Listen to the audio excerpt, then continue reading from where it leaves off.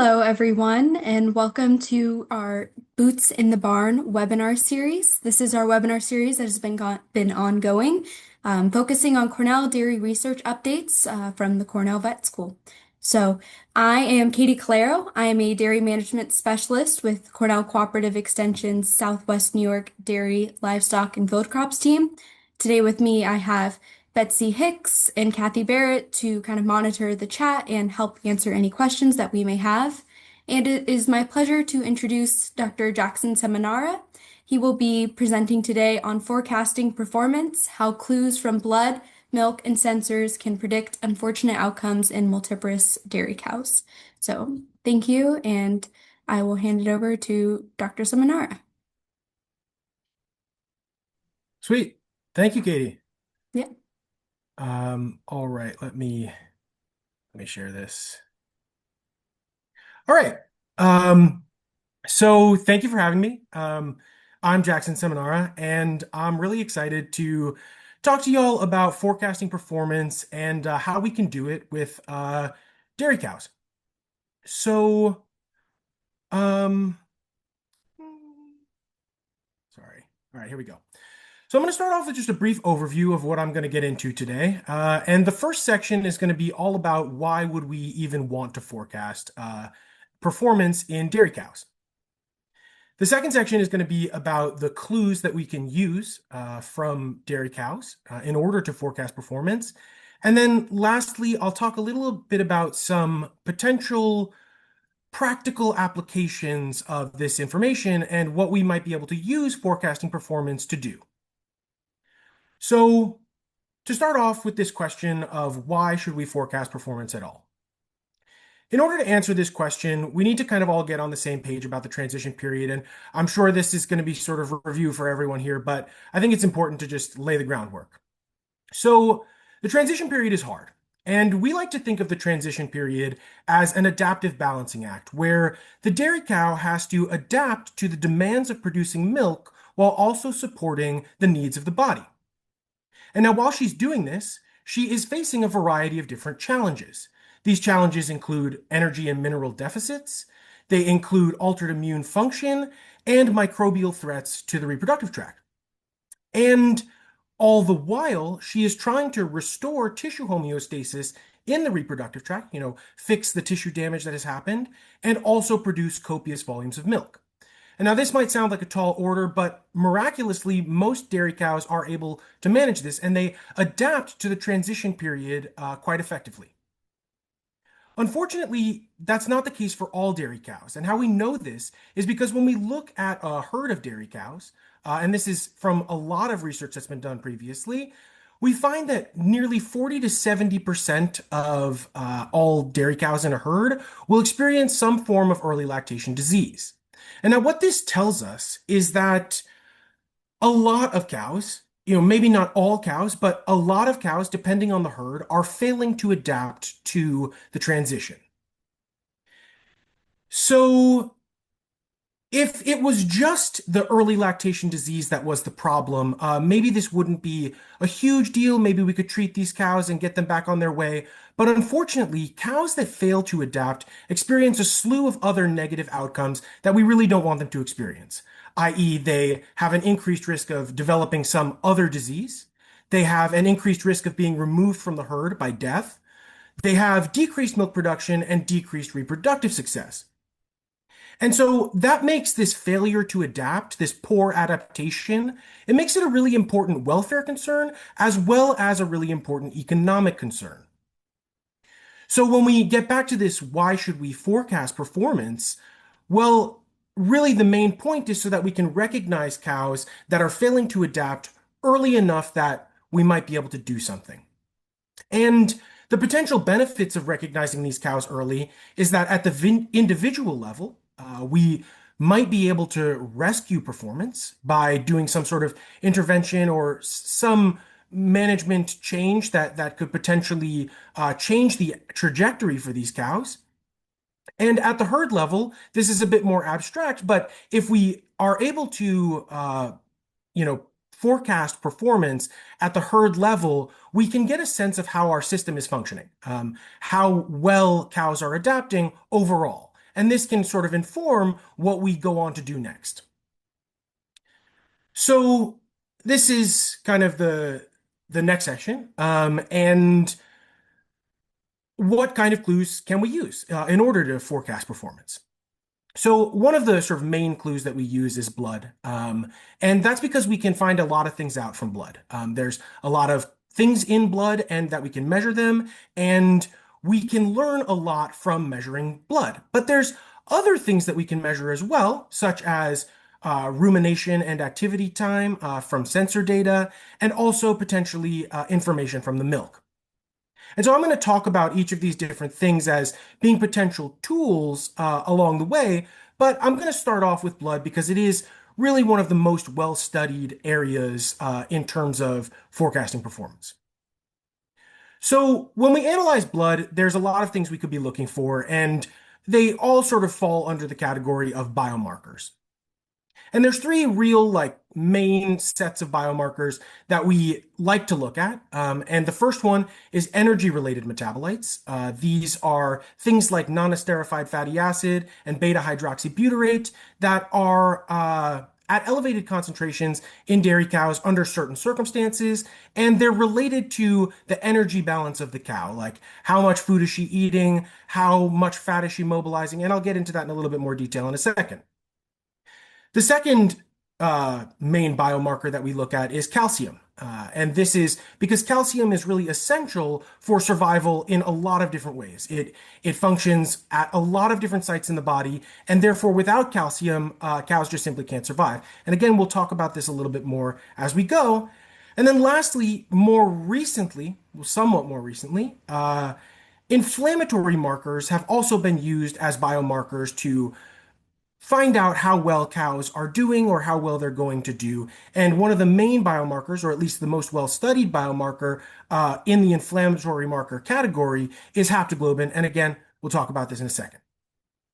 So let's get into energy-related metabolites because these are sort of the most historically well-studied metabolites and biomarkers. And during the transition period, intake drops for most cows. And as a result of this drop in intake, most cows mobilize a good deal of fat from fat depots around the body and often start to perform ketogenesis. And this is when fatty acids from the blood go into the liver and become partially oxidized. They don't get fully oxidized to energy, but they get turned into ketones. And beta hydroxybutyrate is sort of the poster child for ketogenesis and is the marker that we use to find out how much ketogenesis is happening. And one thing I really want to emphasize here is that these two processes are really adaptive responses under normal conditions. I mean, all kinds of mammals mobilize fat under times of nutrient restriction in order to meet the energy demands of lactation, and it's no different for dairy cows. This is something that they do in order to meet the very high energy demands of producing milk. And it's not necessarily a bad thing unless things get a little bit dysregulated. Now, I'm going to show some data, and I meant to mention earlier that how this is going to go is I'm going to walk you through some sort of overview things for each of these biomarkers, and then we're going to talk about some studies that have evaluated these biomarkers to do things like predict outcomes in the future and how well those biomarkers have been used to do that. So in this case, for non-esterified fatty acids, I'm looking at a study from Ospina et al. In 2010, and there's lots of studies on non-esterified fatty acids. I just like this one because it has a good little figure, and it was a prospective cohort study where they sampled 1,164 cows for non-esterified fatty acids, and they actually sampled these cows both prepartum and postpartum, but we're going to focus on the prepartum for now because this is another way that, even before calving, cows can be identified as potentially struggling later. So they sampled these cows for NEFA at some point between minus 14 days and minus 2 days, and they classified the cows based on whether they were above or below a specified cut point, and then they followed them through lactation. And in this case, we're looking at the reproductive outcomes for these cows. Now, to orient you to the figure here, we've got animals not pregnant in percentage points on the y-axis, and days to conception from voluntary waiting period on the x-axis. And what this kind of figure is going to look like is it's going to be two lines based on the classification, and the lines are going to be going down because we want to see cows becoming pregnant. And so the percentage that are not pregnant should be decreasing over time. And the faster that that line drops, the faster the cows are getting pregnant. And that's really what we want to see. That's sort of the optimal outcome here. So when we look at what they found in this study, they found that if cows had prepartum NEFA concentrations less than 0.27 milliequivalents per liter, they were more likely to get pregnant quicker than the cows that had higher concentrations of NEFA during the prepartum period. So this is just sort of one example of how NEFA can be used as a potential forecasting tool for performance in terms of reproduction. This study also found a number of associations with milk production, but I just wanted to zero in on the reproduction because that is a very clear outcome here. So the next study I want to talk about is McCart et al. 2012, and this was also a prospective cohort study where they sampled 1,115 dairy cows. And this study sampled these cows 6 times from 3 to 16 days in milk for beta-hydroxybutyrate. And part of the objective of that was to find out when they were going to have their first test that had elevated ketones in it. And they also followed these cows through 30 days in order to measure milk production. So if we look at this figure here, we can see that with predicted milk yield over, like averaged over the 30 days in milk, is on the y-axis, and we have the blood BHB concentration at the first test on the x-axis. And what we can see pretty clearly from this figure is that if the first test that was above, that was for BHB, if it was higher, the cows were more likely to have lower milk production through 30 days in milk. But one thing I want to draw your attention to here is that the closeness of the points to that line, that trend line there, it gets further and further away as we get up in BHB concentrations. And so that is kind of important because one of the issues with energy-related metabolites is that there are some key inconsistencies in the data. Sometimes cows with high beta-hydroxybutyrate actually have higher milk production, or it's associated with higher milk production. And this is kind of a confusing finding because there is a wealth of literature that shows the opposite. But when we think about this from, take it back to what's the biology here, this is adaptive. These cows are producing ketones in an adaptive way. And for some cows, it might be actually healthy for them to have high BHB concentrations because they're able to utilize these ketones and they're able to effectively use all of the energy sources that are available to them, while other cows that are adapting poorly may not be able to use those energy sources. And so that kind of creates some confusion around, are energy-related metabolites really something good that we should measure to predict future outcomes? Because sometimes the outcomes are different depending on the cow. And there's a really great review by Mon and McCart in 2023 that if you take a look at that, it's got some really good descriptions of why this might be the case. Let's move on to calcium. Now, most of the time when I talk about calcium, the first thing that comes to people's mind is milk fever. And that's because milk fever has been historically very important. And if you were asking me, should we think about milk fever? Well, the answer is definitely yes, because it represents an immediate danger to the dairy cow. And if she goes down with milk fever and is not treated with intravenous calcium very quickly, she is likely to die. And even if she is treated with intravenous calcium, it has been associated historically with other diseases coming on. So milk fever is definitely important, and it represents an acute and severe failure of calcium regulation usually happening in the early postpartum period. But nowadays, with effective prepartum diet management, such as DCADs or calcium binders and other prepartum strategies, we've effectively reduced the incidence of milk fever to around 5%, maybe less on some farms, maybe a little bit more on some farms. And this kind of makes it something that we're not too concerned with, in modern dairy farming. But I mean, it's not something we should just forget because, it does happen to cows and, it's very important to treat it, but it doesn't necessarily prove as a great tool for forecasting performance. So why should we continue to talk about calcium? Well, in order to understand uh, why calcium is important, we have to dig a little bit deeper into the physiology here. And so when we look at a dairy cow who calves in, she immediately begins producing lots and lots of milk. And milk, as you may know, has a very high calcium concentration. Now, part of the reason for milk's high calcium concentration is because of the mammary gland's efficient ability to uptake calcium from the blood and drop it into the milk.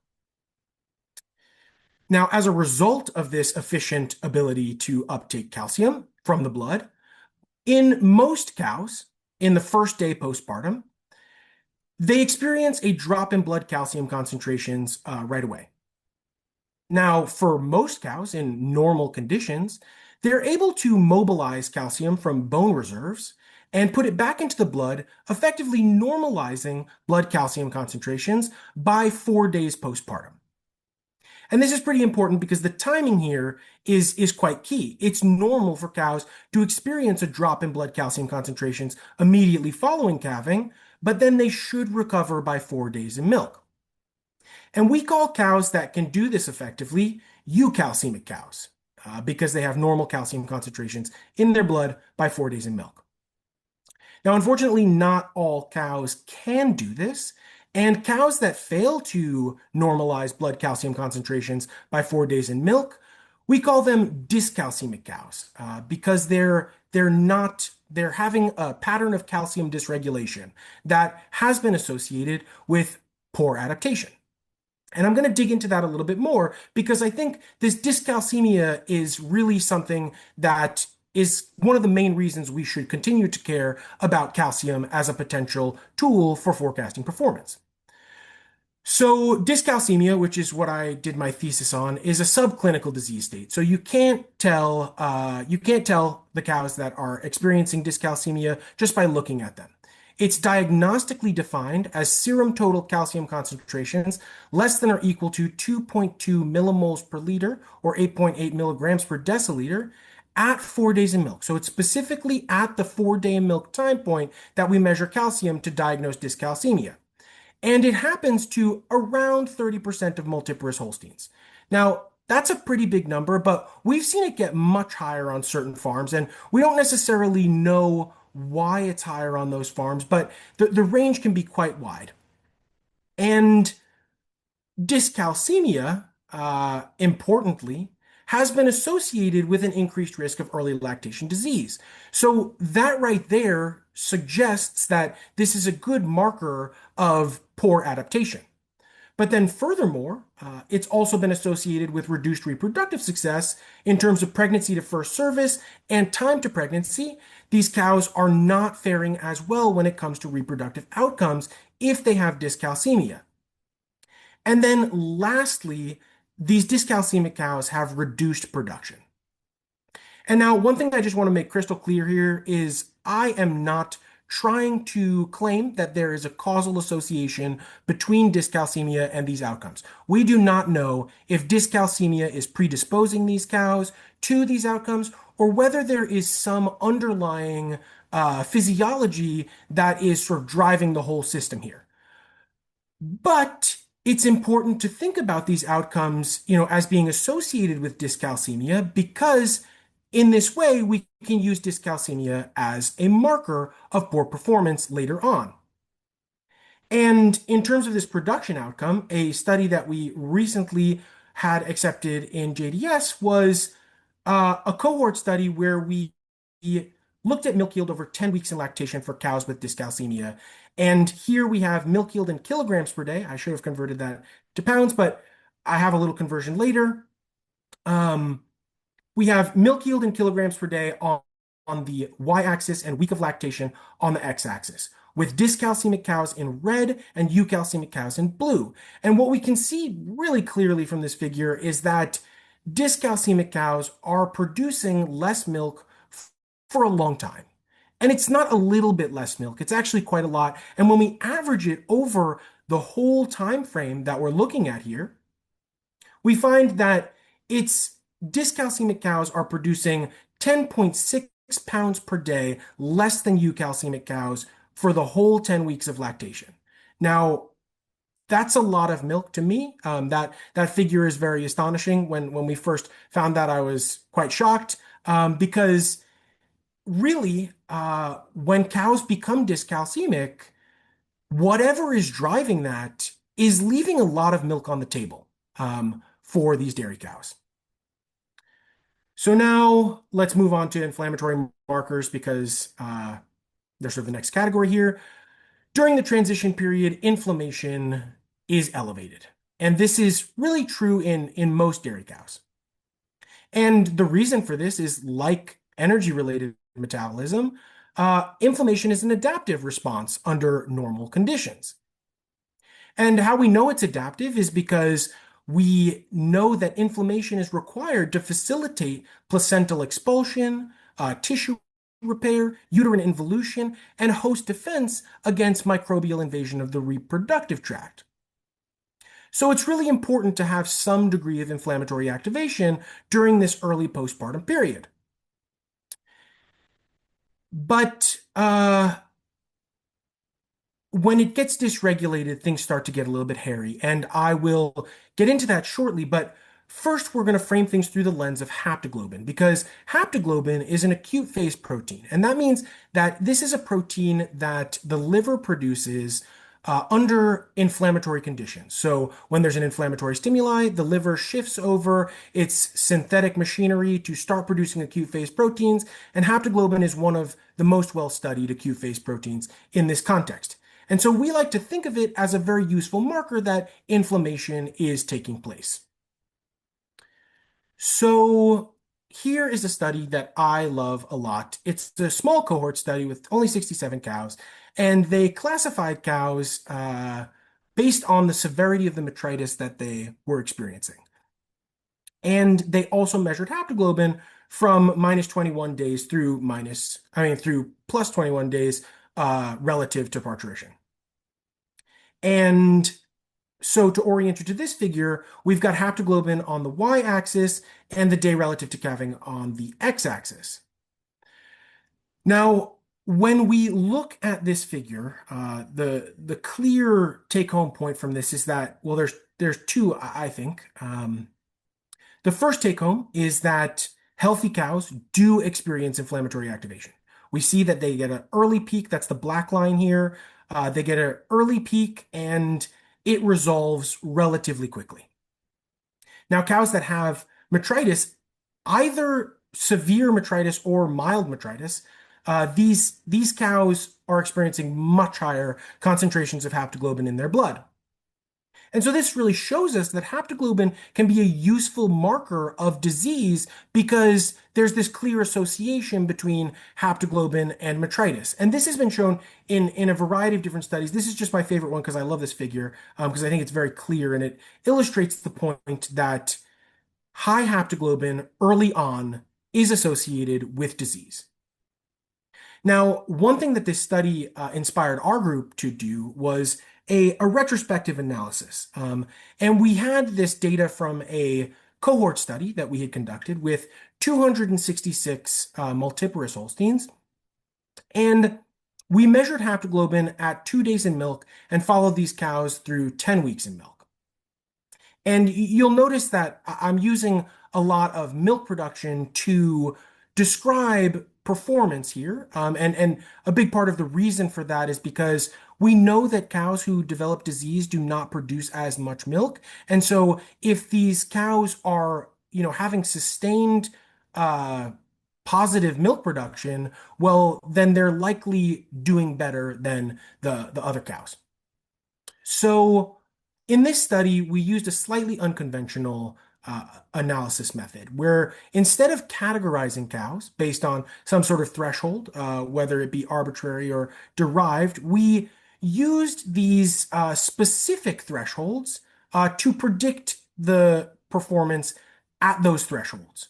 So we had a low inflammatory activation threshold, which was zero point 0.4 grams per liter of haptoglobin, and a high inflammatory threshold, which was 1.1 grams per liter of haptoglobin. And this was measured again at 2 days in milk.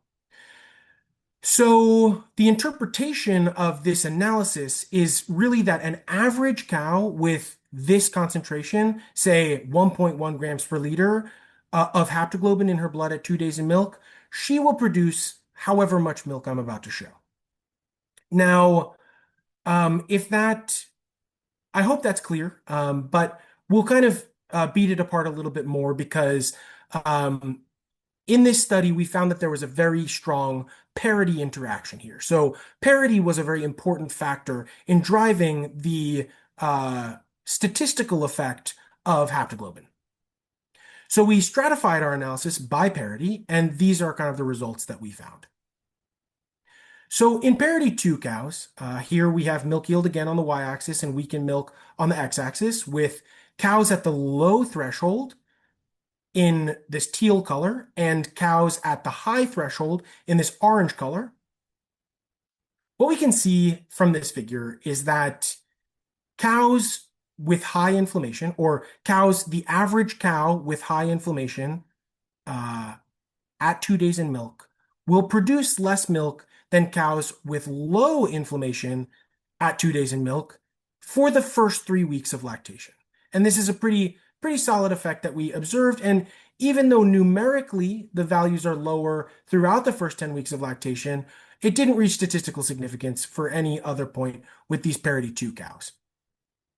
This was not the case with our parity 3 animals, where we found that, again, the cows at the high inflammatory threshold produced less milk, but this time it was all the way through 9 weeks in milk, while the low cows, the cows at the low inflammatory threshold, were producing a statistically significant and also numerically significant amount more milk for a long time.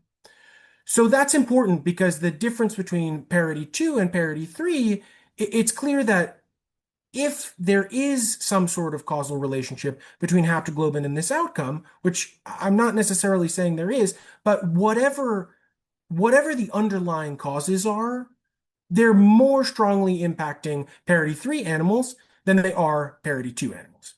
And really the same thing was true for parity 4 and up. And, I just want to draw your attention to this 3 week this 3 week time point where the cows at the low inflammatory threshold produced more than 10 kilograms per day more than the cows at the high inflammatory threshold. That's like 20 pounds of milk. That is a ton of milk that's getting lost. And really, we can predict that at 2 days in milk from haptoglobin. So that makes haptoglobin a potentially really useful marker for forecasting performance because we can measure it very early and then have a great sense of how these cows are going to do. So I hope that in this blood section, I have convinced you that biomarkers in the blood can be useful for forecasting performance, and that, depending on how we use them and depending on the context, they can be informative for how cows are going to do. But one thing I really want to recognize here is that there are some drawbacks to blood analyses, and really they come in the forms of cost, that it is very costly to measure these analytes in the blood, that it is costly in terms of labor as well, in that it is quite labor intensive to measure every cow on the herd at 2 days in milk every time. I mean, for a very large herd, that could be logistically impossible. And then also, time is a factor here because by the time we get the information back from the lab, it's possible that we'll be too late already. So it's really important that one day maybe these will be evolved into cow-side tests that we can use, readily. But it's important to recognize that, right now these are good in a research context, but maybe aren't so good on the farm until those cow-side tests are developed. So now the big question that follows from that is, are there alternatives to blood? And I kind of already spoiled this for myself, but yes, there are some, and those come in the form of sensor data and milk data. So I'm going to start off with sensor data, and for me, I'm going to just zero in on rumination time because it has a bunch of very favorable attributes. Firstly, it responds very rapidly to physiological stress. So cows that experience disease have a drop in rumination time quite quickly. And this has been shown in a lot of different studies. It can be a solid proxy for comfort and also for intake conditionally. Sometimes in certain settings, rumination and intake do not correlate well, but in certain settings they do. So, that's one potential use of it. And then it's also a continuous signal that occurs at the cow level. So we have this individualized data for each cow on, informing us on what their baseline is, because there is some heterogeneity within the population on how much cows ruminate or not. And then the last thing is that rumination data is very easily scalable. And that is because sensors, once we have them on the cows, they are producing this data continuously, and it is they last for a good bit of time in order to collect data. So those are the favorable characteristics of rumination time. But I want to first, before I kind of dive into whether we can use this to predict outcomes, I want to just first associate rumination time with some of the things that we've talked about previously. So, in a retrospective analysis of 182 multiparous Holsteins that were classified based on dyscalcemia status, I've got the diagnostic definition there in case you have forgotten. We see that eukalcemic cows in the early postpartum period, we've got day and milk on the x-axis here with rumination time on the y. We see that eukalcemic cows in blue are having, so everybody drops off right at calving, but then eukalcemic cows recover much more quickly and to higher levels of rumination time than dyscalcemic cows. And so that's important because that tells us that rumination is effectively associated with dyscalcemia, and that's good information to have because we know dyscalcemia is a good marker of poor adaptation, and so therefore rumination kind of is fitting together with that picture. Now, when we looked at rumination in another retrospective analysis, which was this same study that I talked about before with the milk yield by parity, when we looked at 101 multiparous Holsteins, which were a subset of that data, we found that in parity 3, really only, these cows with low inflammation were ruminating much more quickly after parturition than cows with high inflammation. And again, that's important because it ties rumination to this inflammatory phenotype. And so again, we're seeing that a clear marker of poor adaptation is associated strongly with low rumination time in the early postpartum period. Now, why I think that's really cool is because of this study by Peter et al. In 2021, where they did a retrospective analysis of 3,124 cows. And these were all multiparous cows. The study actually did sample some primiparous cows, but I just distilled it to the multiparous cows here because I think it sort of feeds the point that I'm trying to make, which is in this study, they evaluated the first 6 days in milk rumination time. So very much the same sort of time frame in which we're seeing these big differences in inflammation, in inflammatory phenotypes between inflammatory phenotypes. We're seeing big differences in that early, first 6 days postpartum. So when they evaluated that and they associated it with peak milk production, what they found is that cows that had a positive change in rumination time, which is what we're seeing on the x-axis, the more positive that change in rumination time was over those first 6 days, the higher the peak milk yield was. And so that was a really interesting finding because it shows us that rumination in and of itself, if it is low in the early postpartum period, has long-term consequences. Now, these again may not be causal, but it is a clear association that allows rumination time to be a good signal. And so what that kind of puts together is that these biomarkers that are associated with poor adaptation are also associated with early postpartum rumination time depression, and that is also associated with reduced peak milk yield. And so, all in all, this is kind of putting the pieces together to show us that these are also tools, or rumination time is also a tool that we can use to potentially forecast performance. Now, one thing that's sort of a disadvantage of rumination time is that it's not very specific, right? We looked at dyscalcemia, we found that they had reduced rumination time.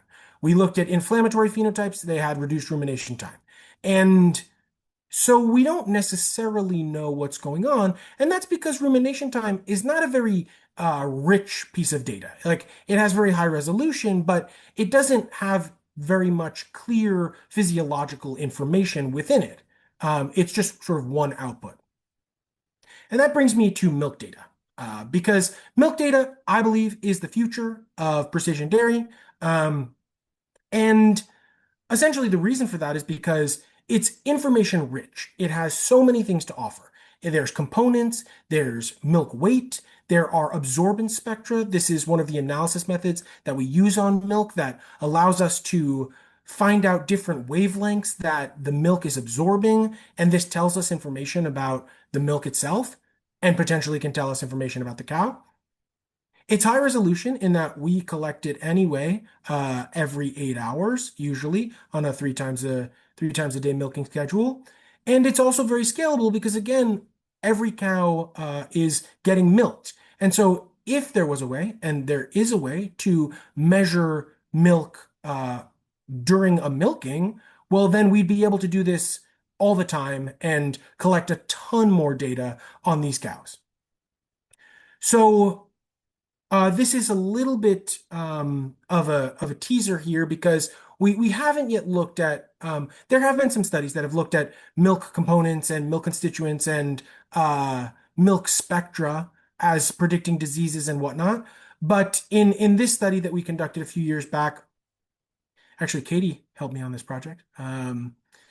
We had 542 multiparous Holsteins on quite a few different farms, and we classified them in a cross-sectional manner. So we sampled them at 4 days in milk for both blood and milk. And then we used the milk from 4 days in milk to predict whether they were dyscalcemic or not. And our success with that was 90% accuracy. So that meant that overall, 90% of the cows were classified correctly as being either eukαλcemic or dyscalcemic, depending on their milk constituents. And one thing I think is kind of interesting about this is that milk weight, lactose, and protein were the most informative in our models. And so they were giving us the most information. And that's cool because that's data that already exists often on a lot of farms on a monthly basis, which is, DHI data that can kind of might be usable or might be useful in predicting outcomes from just that DHI data. So where I want to leave this milk data conversation here is just with a statement that inline milk analysis is coming. There are currently different types of tools on the market. There's a broless one. There's a bunch of different options for attaching a unit to the milking units and getting this information on every cow every day at every milking. And so the potential for that is that it will create this really high resolution, extremely rich data without adding any more labor because we're already milking the cows. And the thing that's cool about it is that because it's so information rich, it allows us to have this very detailed physiological assessment of these cows from all of the different parts of the milk. And now I'll be honest, the models are not quite there yet, right? We're not yet at a level where we can, predict what disease is happening or, necessarily which cows are going to, struggle later, on an automatic basis. But I will say that, in our lab, we have some preliminary data that is suggestive that this data could be used to find out what strain of bacteria a cow with mastitis is infected with. Like that level of granularity is so important and could be so useful in the dairy industry overall if that could be alerted like immediately based on algorithms in the computer. So now, to conclude this section on the clues that we use, the blood analysis is potentially useful. It's very well studied and it is information dense, right? We could measure the energy related metabolites, we could measure the calcium, we could measure the inflammatory mediators. But unfortunately, it's a logistical nightmare. To collect all of this blood is just not really possible if we wanted to use it as a tool for forecasting performance overall.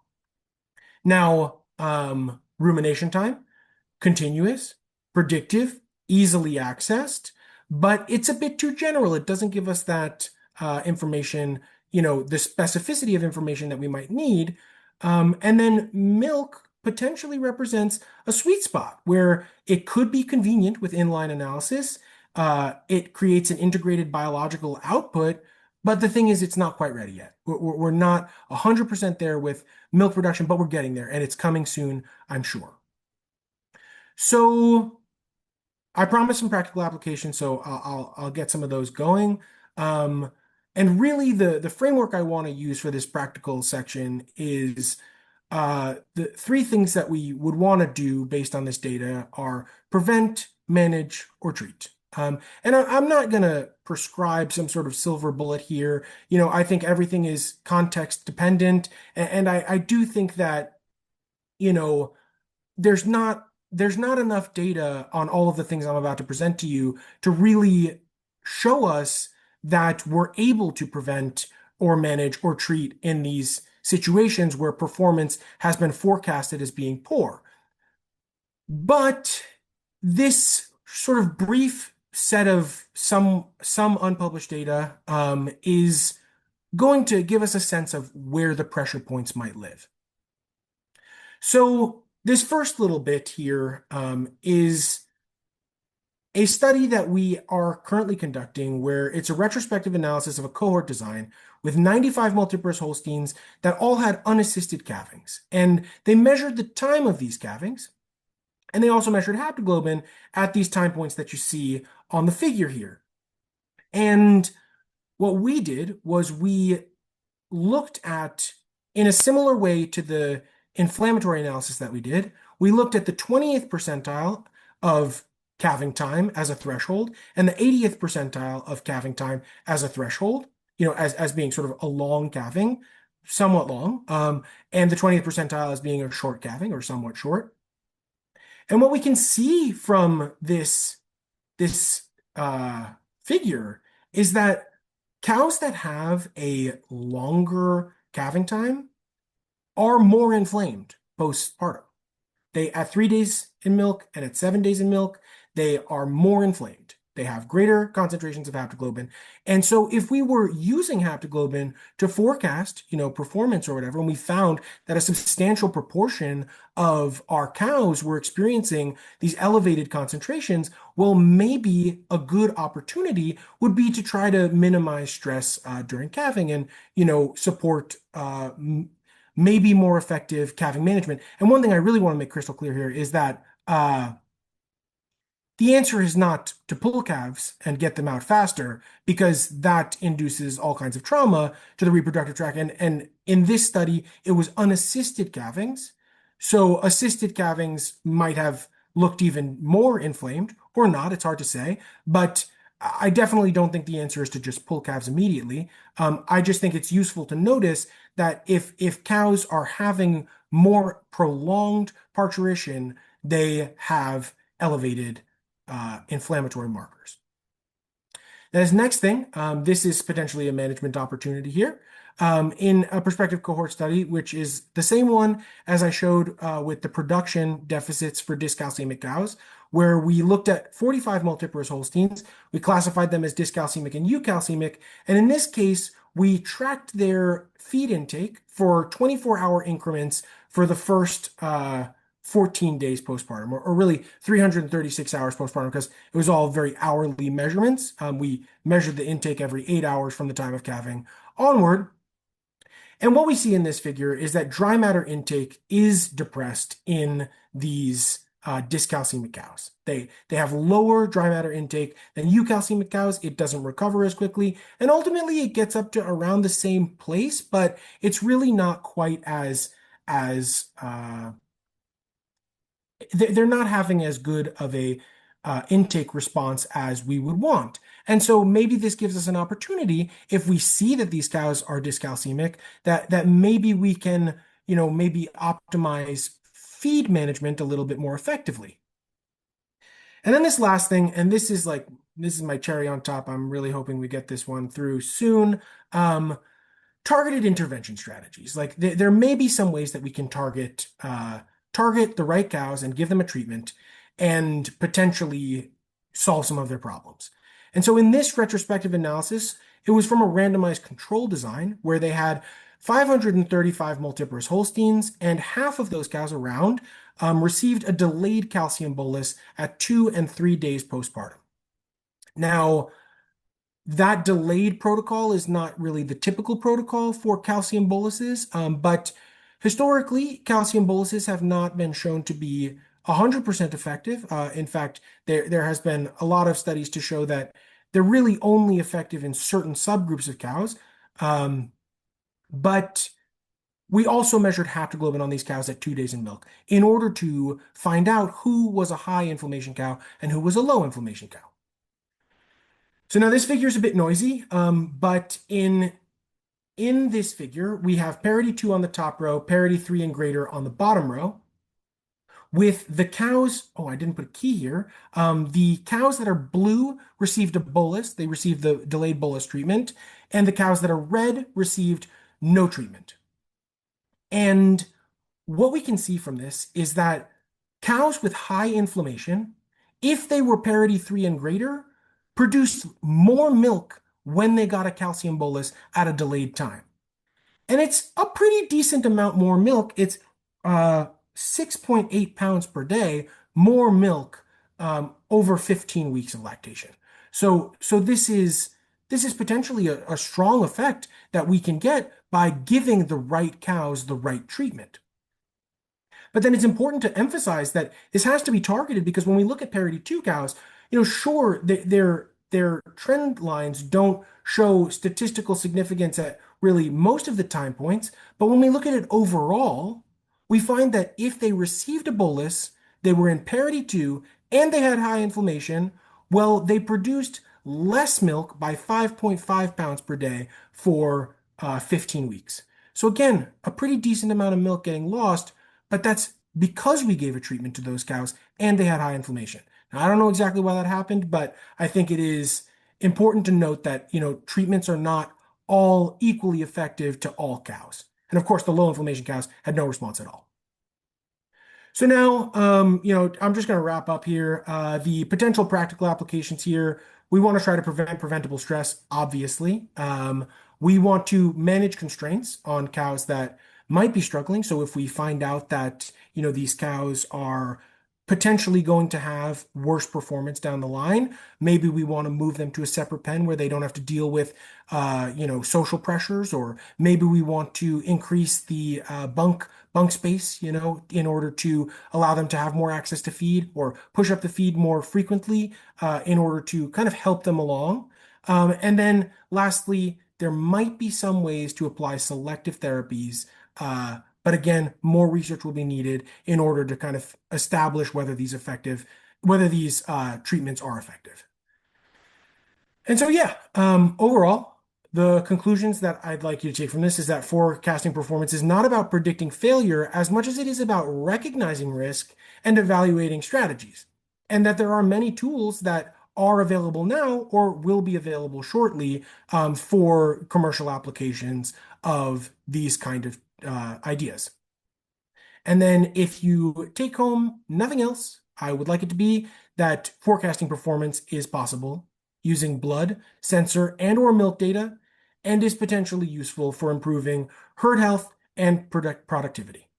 Uh, and with that, I'd like to thank the participating farms, the teams that helped me out with all of this, our funding sources, Jess McCart, my mentor, and yeah, I'll take questions, I guess.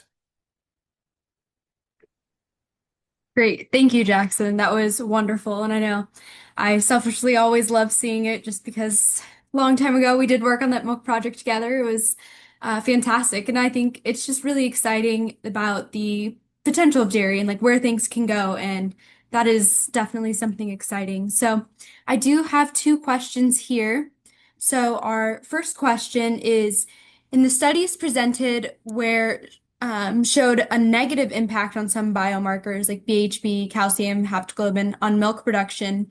Was intake measured?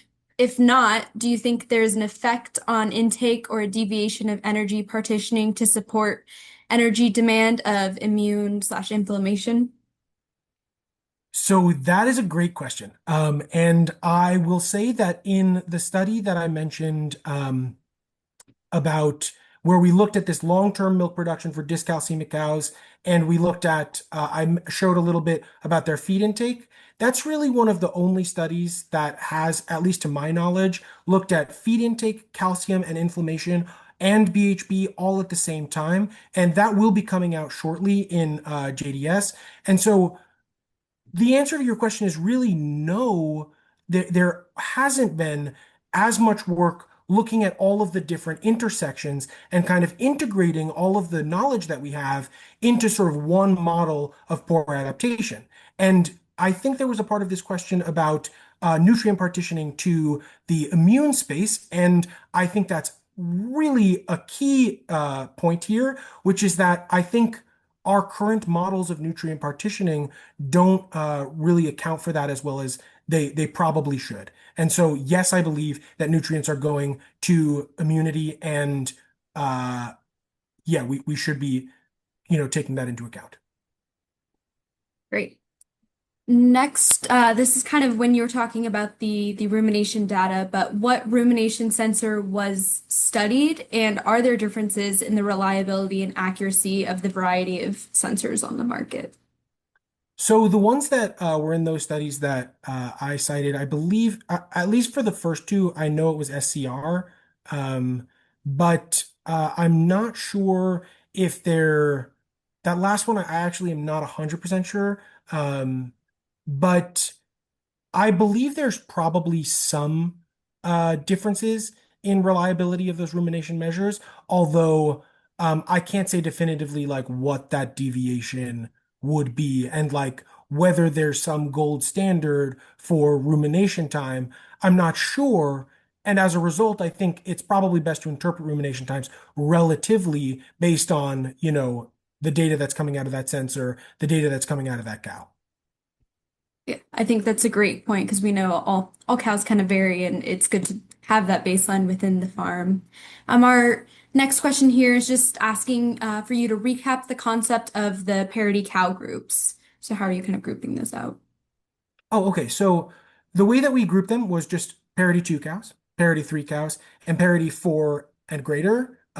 For at least the one study that I showed about inflammation and milk production, that was how we grouped them. And then in terms of the other one, it was just parity 3 and greater was grouped, and just parity 2 were sort of separated. I'm not sure if that answers the question. I wasn't exactly sure I think it is for the most part. And I think just clarifying that like parity is, those parity twos, that cow is going into her second lactation on the Oh, farm. yes, yes, yes, So, yes. yes. This next question I think is pretty interesting. This was talking about when you were on the study where they looked at measuring parturition time, and they asked, can camera technology and AI maybe measure parturition time, or is that maybe being developed? I love that idea. I love that idea. We've actually talked about it quite extensively in our group because um, when we found this, we were like, well, obviously computer vision would be a perfect application here. Like we could, mount cameras in the calving pack and just like monitor them continuously and just use a computer vision algorithm to pull out how long they calved and warn us which cows are not doing too well. It's a great idea. I don't know if anybody's developing yet. I think I haven't heard of anybody developing it yet, but it's a really good idea. And if you have the wherewithal, I strongly suggest you go for it. I agree. I think that's super cool idea. The next question we have here is, what if there was a small mobile clinical chemistry instrument capable of testing for NIFA, BHB, calcium on whole blood in about 10 minutes? How might this platform be used in an economical way? How many cows and kind of at what cost? At what cost is tripping me up here? From so that kind of tool would be very useful. I think it still requires like labor to get the blood. And I'm sure there are thresholds. In fact, um, I don't want to quote any numbers here off the top of my head, but there are definitely papers that have looked at how much of the herd you want to check to find out that how much of the herd you need to check to find out how the herd is doing overall. And this is, you know, that's probably where I would start. Although I do think that in a precision dairy context, it would be better to get all of them just because, you know, it you have a potential sampling bias that could come in if you only take a few of the cows, each day. And then in terms of at what cost, I mean, I'm not sure where I'm not sure where the cost is coming in here, other than like the tests themselves would cost money, clearly. And how much would it be worth to do all this testing?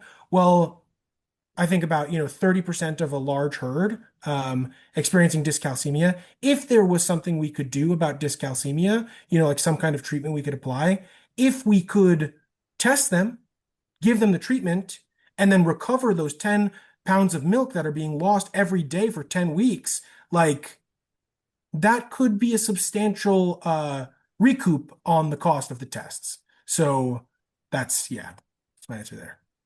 Yeah, I definitely agree. And I think something that's important to think about, because you mentioned wanting to test all of the cows, I think that's important, especially if you're making culling decisions. You want to be able to know which cows, and maybe inform that a bit better so that sampling bias could occur. But which makes the, milk testing so appealing because that is data that we're just already collecting.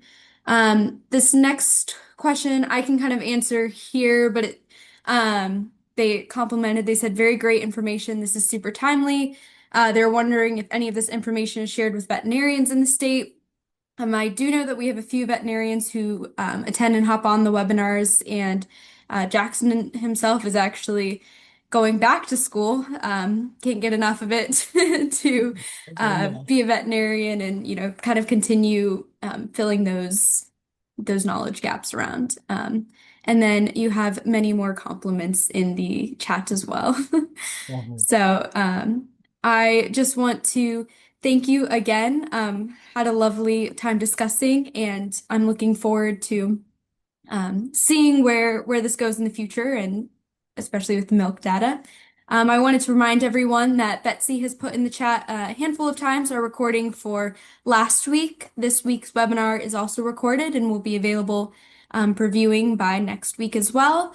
And next week, our webinar will be with Dr. Wolfgang Hellweiser from Cornell, who will be speaking on advancing milk quality, integrating workforce development and artificial intelligence in QMPS research. So thank you, everyone, and we will see you next week. Bye.